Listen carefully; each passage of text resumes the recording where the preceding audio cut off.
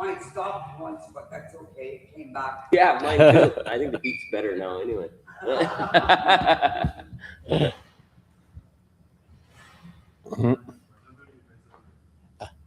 When I got the shot in the knees, they took the pressure and they told me, oh, it's good, but still good, but limit. And then 1 week after, I went to the pharmacy and I took my pressure. Optimal, the best of the best. So a shot in the knee. Yes, maybe I have a better heart in the knee. I didn't like Mike with his own shot. Oh, there they are. You want? They can come. Allez. I don't know if they'll hear me. It would be nice to have children with the podcast. All right, hold on. On peut commencer quand tu veux. Alors, on commence. Ben, tu me dis action, puis, ou action, et c'est parfait. Hi, everybody. Welcome to the 36th edition of the Montreal First Peoples Festival. All the action is going on now. We are nearby the famous Place des Festivals, where fantastic artists and performers have concerts during the evening. And tonight we are, Montreal is very privileged because we will have Quentin Kondo, also known and probably also more famous as QO52. Hi, Quentin. How are you doing today? I am not going too bad, thank you. And you? I'm doing well. The weather's clearing up. It's a little bit nicer out today. So I think we're going to have a good time. Yeah. Did you come from Gaspésiac? I arrived in Sherbrooke from Gaspésiac yesterday, and then I drove back up over this way and camped out. You know, I do the van life thing, right? So I live in a van, not down by the river, but in a van, anywhere I park. So I parked in the city last night, woke up, and ready to go. Okay, so you are half hippie, half rapper. Yeah, that's right. Yeah, a pretty good mix of the two. Okay, and we have now entering the room a lot of children. That's fantastic. Hello. Hello, everybody. Mm-hmm. Yeah. Hi, how are you? You doing well? Oh, you got a good group of kids, eh? That's great. How are you? Yes. That's great. I have 6 of those. Oh, wow. I have 6 kids. Yeah. Yeah. Yes. Yeah, they're all growing up now. They do their own thing now. Okay. Wow.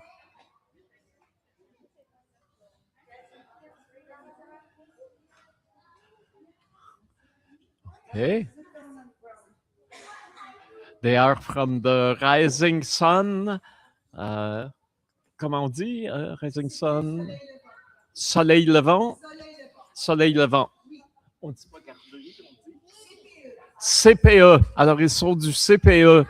Est-ce qu'il y en a un ou une qui n'est pas trop gêné, qui peut venir nous dire un mot? Hein? Y a-t-il un enfant qui n'est pas trop gêné qui peut venir dire un mot?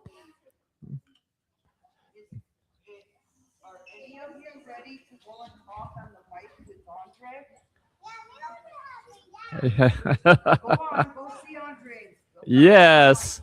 Hello. What's your name? Marguerite. Marguerite. Magali? Marguerite. Oh, we are happy to have you with us. And how was your day today? Not too bad. Thank you.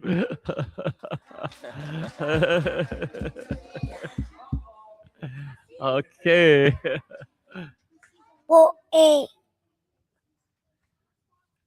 Yes. Yeah, say your name. What's your name? Amanda.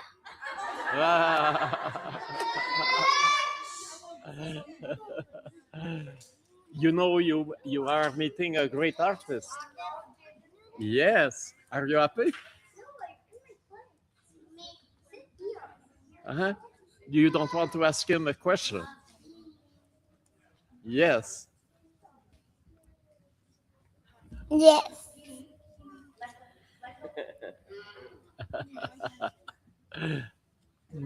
You're too shy. No, Yeah. it's difficult. Thank you. Another one. Yes. Come here. Come here. Yes. We- Yes, because. we C'est have quoi to ton hear nom? you What's in your the name? microphone. Félix. Félix. Parle Yeah. fort. Je peux crier? Non, mon Dieu. We heard him there.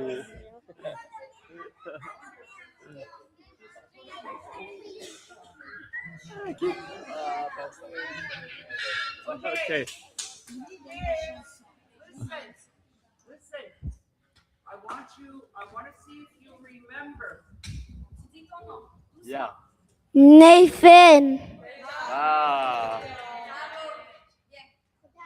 Yes, you will be like him, a rapper, when you will grow up.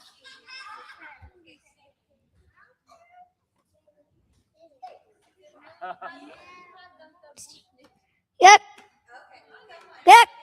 Yeah. Oh.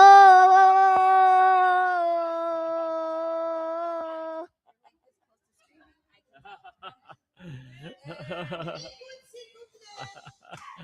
want to see if you remember.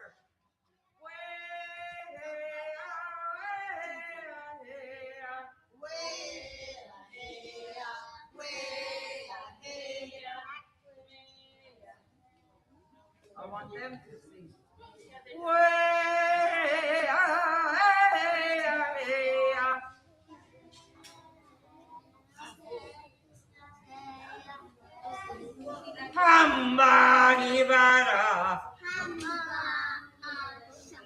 Hamba Hibara. Weane. Weane.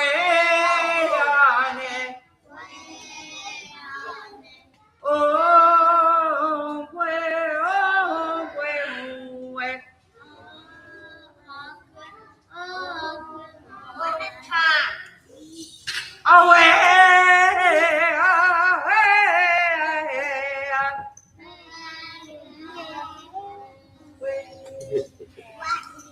Good job.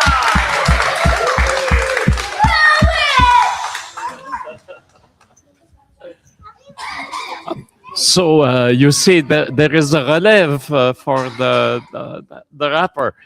Oh yes. Il y Yeah. a beaucoup de relèves là.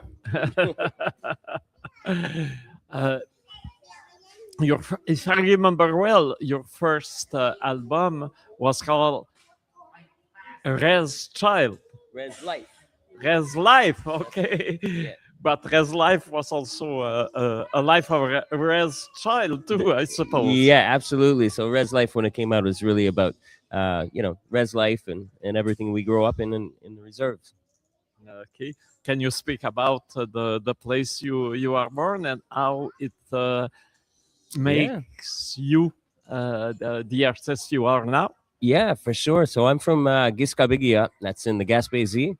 And I'm from a community called Giscabigia, where we do a lot of hunting, a lot of fishing, a lot of anything that's in the wildlife, because we're in the countryside, right? And we're right on the bay, in the Bay de Chaleur. So it's pretty busy. But it's a nice upbringing. But in the 80s, it was a little more difficult and whatnot. So, but things are changing, getting better. Okay. So the children are now going their way. Oh, yeah. Full of Bye-bye. energy. It's hard to sit still. Thank you for your visit. How are you? Bye bye. Wow. Ciao. No way. How are you? I'm Quentin. Oh my God! So you living over here all the time? That's awesome. See, he knew mommy before you were born. Oh yeah. And why? Oh, absolutely. Come on. You gonna sit here? You wanna hold the mic? You don't wanna hold it? It was very nice seeing you. Nice meeting you. Enjoy the day. All right. It's been nice outside. Those pictures to you. Yeah, please do. Please. It's shocking to see you. Yeah. Well, it's a small world. Bye bye. I'll see you later. You take care. You take care. Thank you. Kid's got a lot of energy. Yes, that's a good energy. And yes, this is the kind of energy we like to have in the festival. You want that kind of energy. It's a good thing. Kids got to move. They got to bounce. They got to scream. They got to make noise. It's good. It's up to us to find the patience and giving them the space to let them do it, right? Yes, It's important. And they bring all good spirit with them. Yeah, they keep us alive. Hello.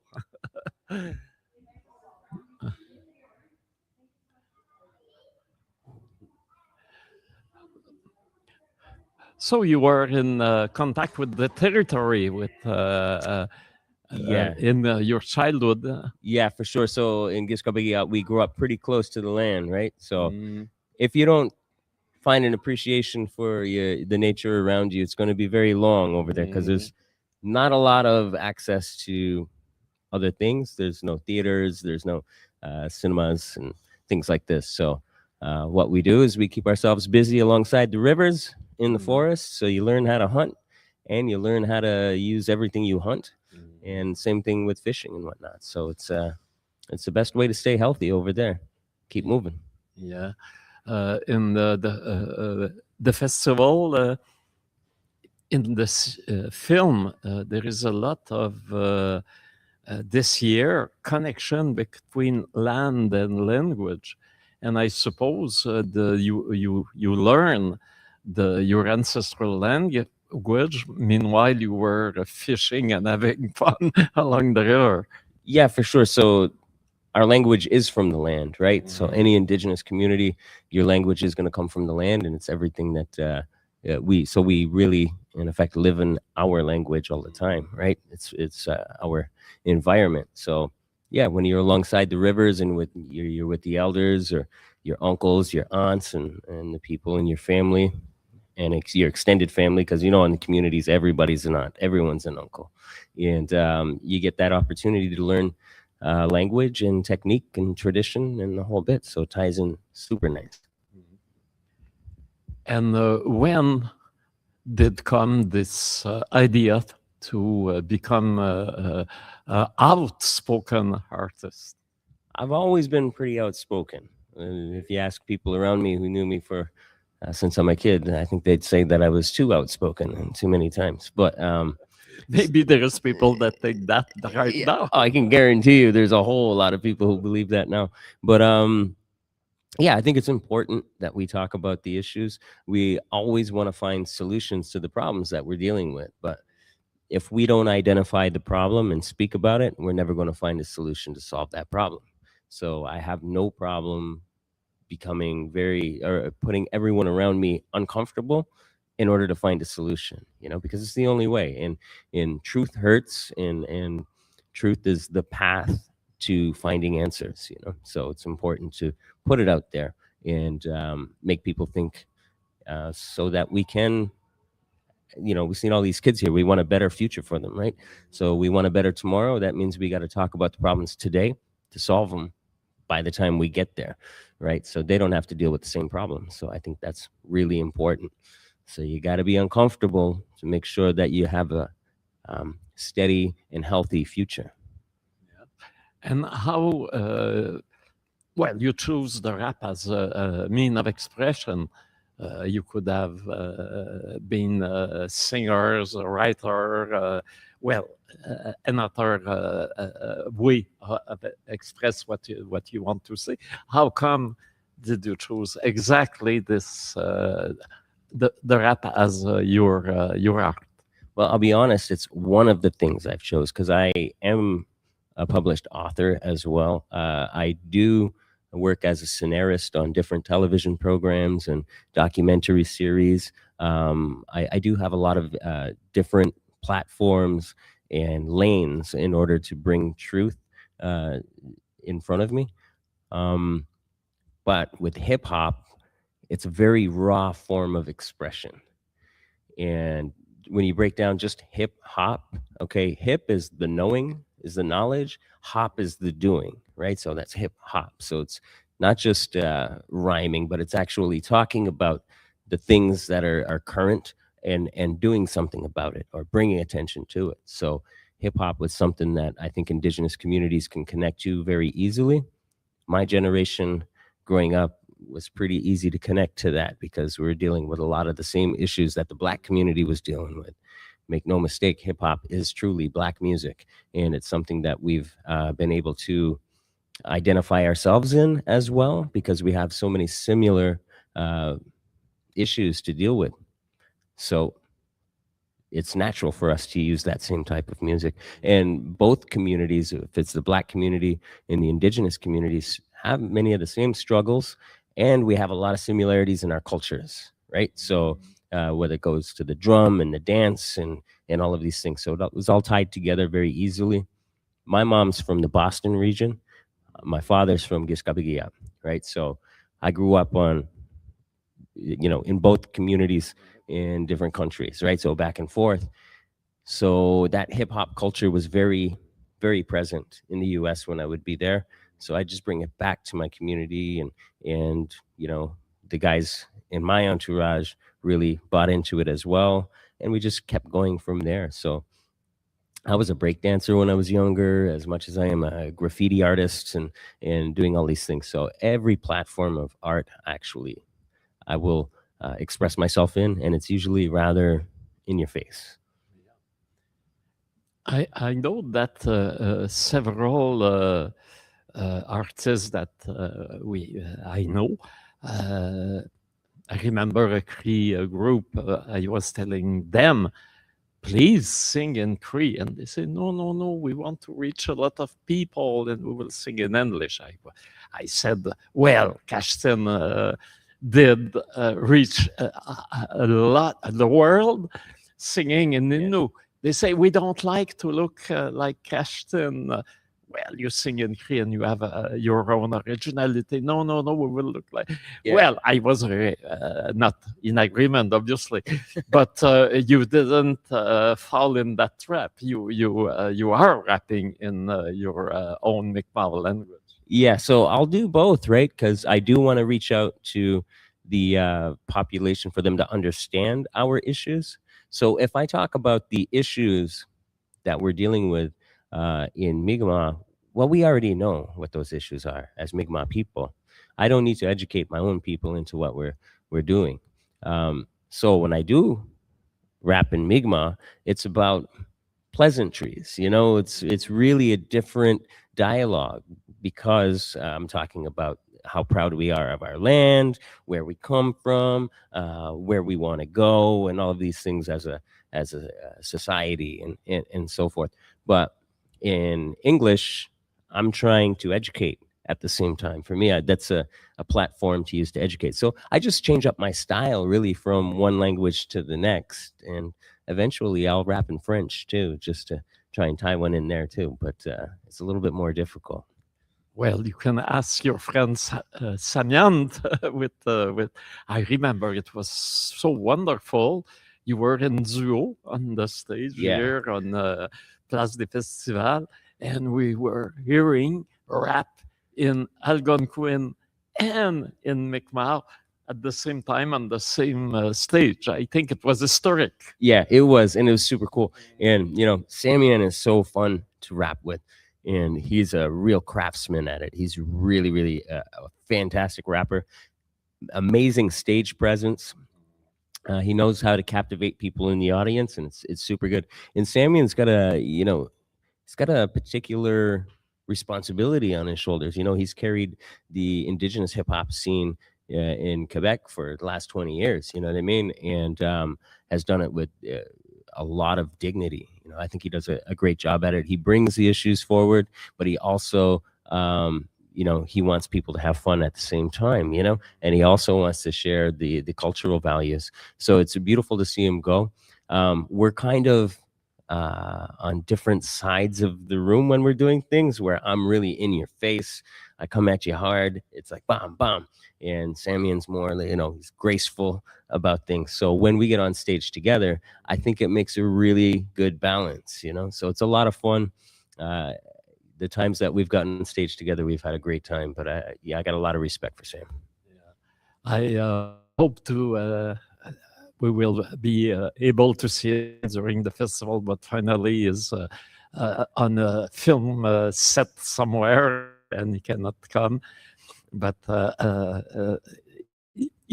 next year we are, well, it's not yet decided, but next year it would be the 25th anniversary of his first album. That's right. In Algonquin called Redemption. That's right. And we will want to have a show about it next year. Yeah, that's great. If you needed a feature in there, just give me a call. I'd certainly be willing to do that. But he's, he deserves all of his flowers. He deserves everything that he's worked hard for. And you're right, he's a busy man right now because, when you grind that hard, when you keep working, opportunities will present themselves, and that's what's happened with Sam. Now you see him all over in the movies and in the television series, and he's producing different episodes and documentaries and all kinds of stuff now. So good for him. I'm really proud of him. Yes, he even have his own music company, Nicamo. Yeah. Yesterday we had John Medza, Exactly, one of the Samians protégés. That's right. Yeah, and it was a damn good show. Yeah, and John is really good. I played in Joliet earlier this summer, and he was playing before me, so I stayed and I watched him perform, and it was really nice. He's got this Johnny Cash vibe, kind of a Cohen as well, this tone when he's singing. So yeah, I think he's going to really blow up in the next year. Oh yes, he is clearly a rising star. Absolutely. Yeah. And yes, I was really happy. And the musicians he got behind him, wow, they are really good.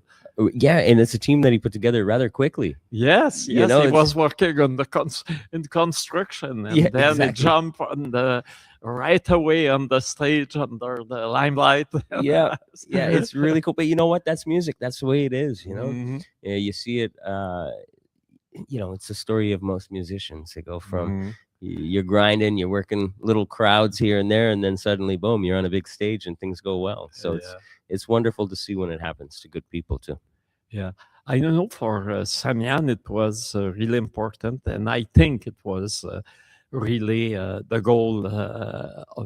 We were a few people around him when he was really, really young yet, and telling him, you have, and we will support you if you sing in Anishinaabe. Right. And he told us, okay, I will work with my grandmother. Yes, but he did. And after we were doing jokes, telling probably is the only rapper in the world who works with her grandma.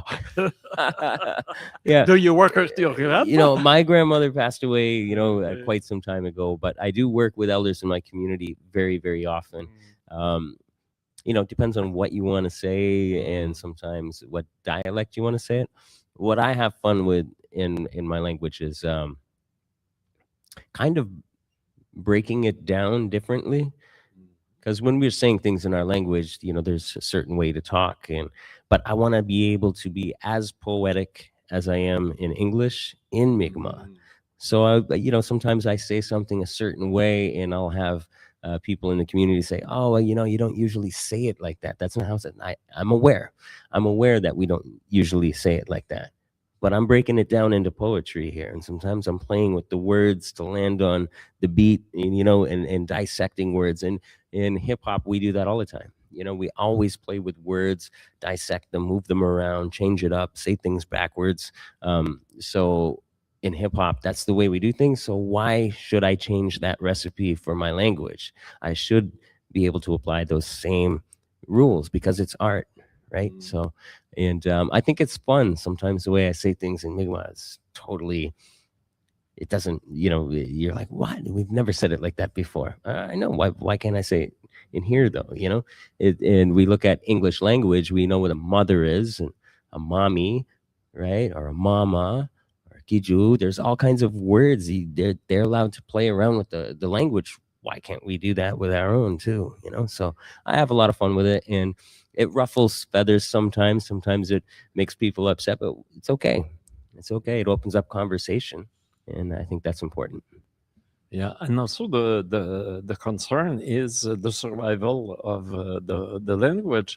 Of course, if the language is alive, poetry can change it for the purpose of a song.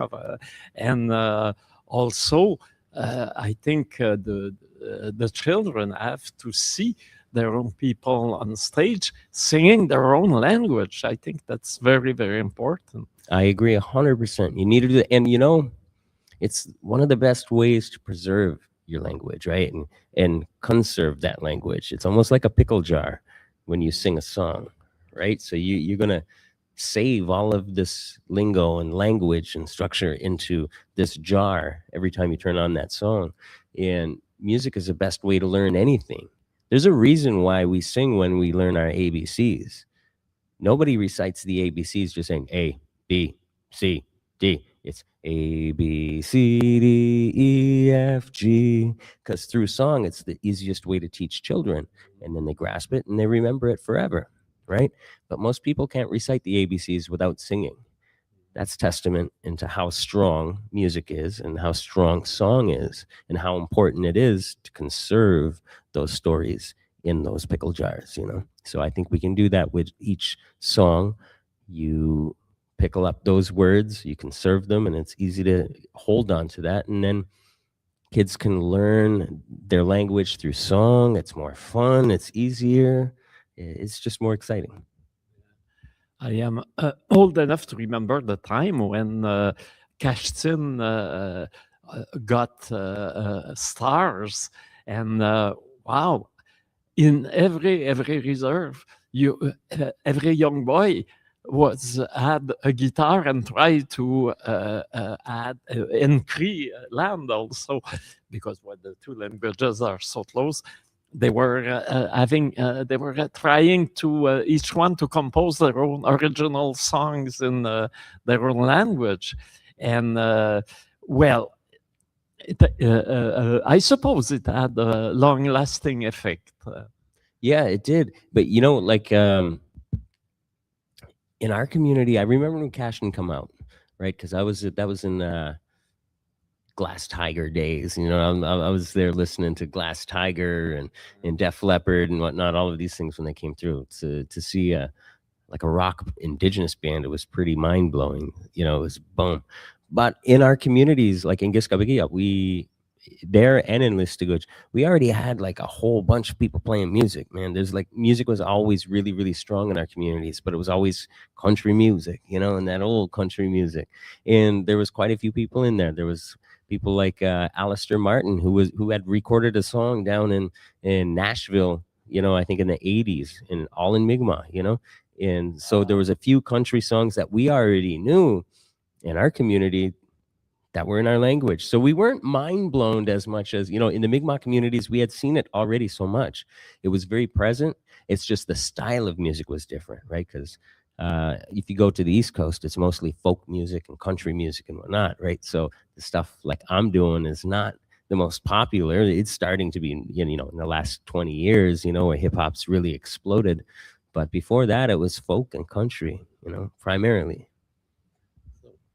And your last album that has been very recently released. Yeah. It's called Thunder Child.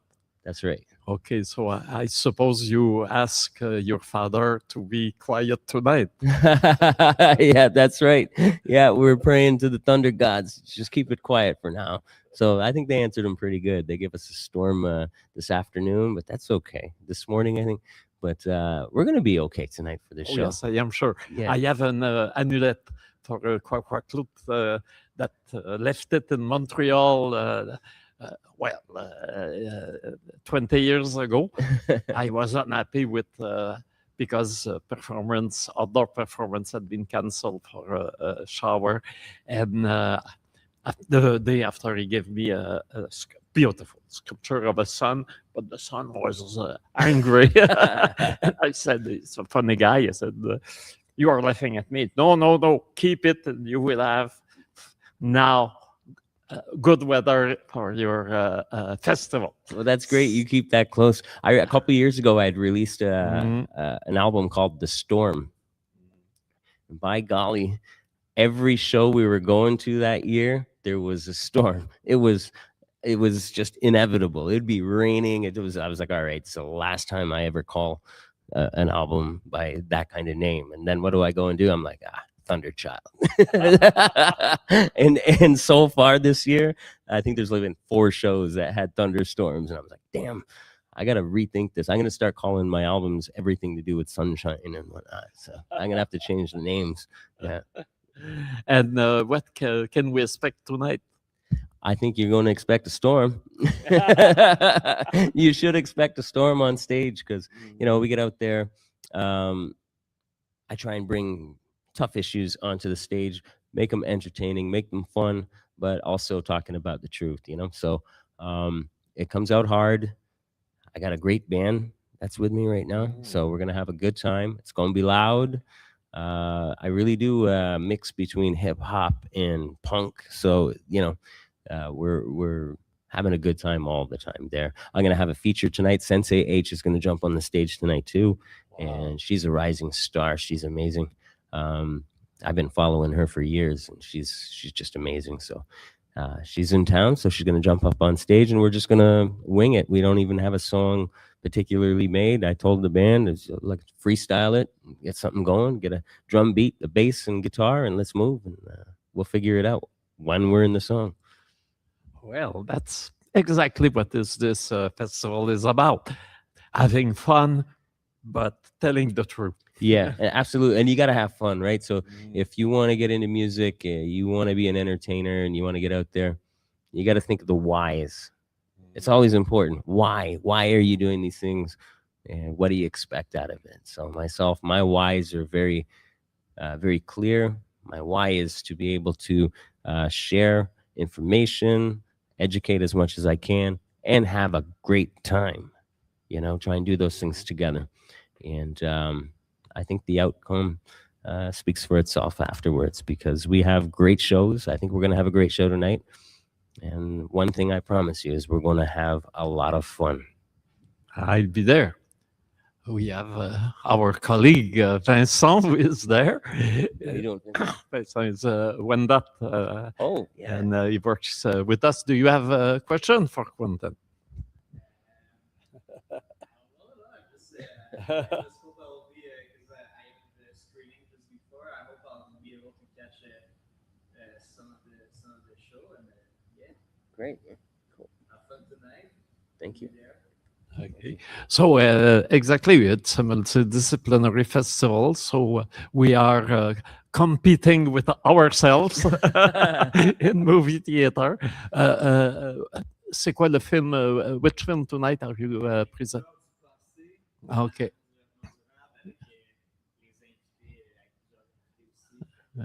Oh yes, that's interesting. It's about the creative architecture in the indigenous community now.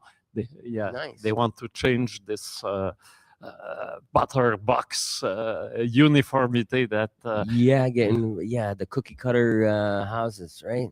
Yeah. This type of thing. Yeah, that's cool. That's really cool. Yeah. So I'll finish the discussion quick and try to see the last bit of this set. Yeah, take your time and make sure you do. You know, do your. I'll do it Yeah, also. yeah. I do my job well. Cool. Anyway, we will ask Quentin to do more and more rappel. Yeah.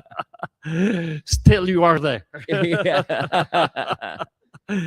Okay, that I think that's the Great. last words for this podcast. Thank you very much to have taken the time with us For sure. Well, and with the children too.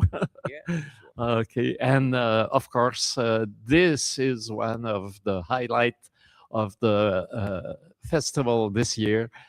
QO52 on stage tonight on Place des Festivals in Montreal. We're gonna have fun.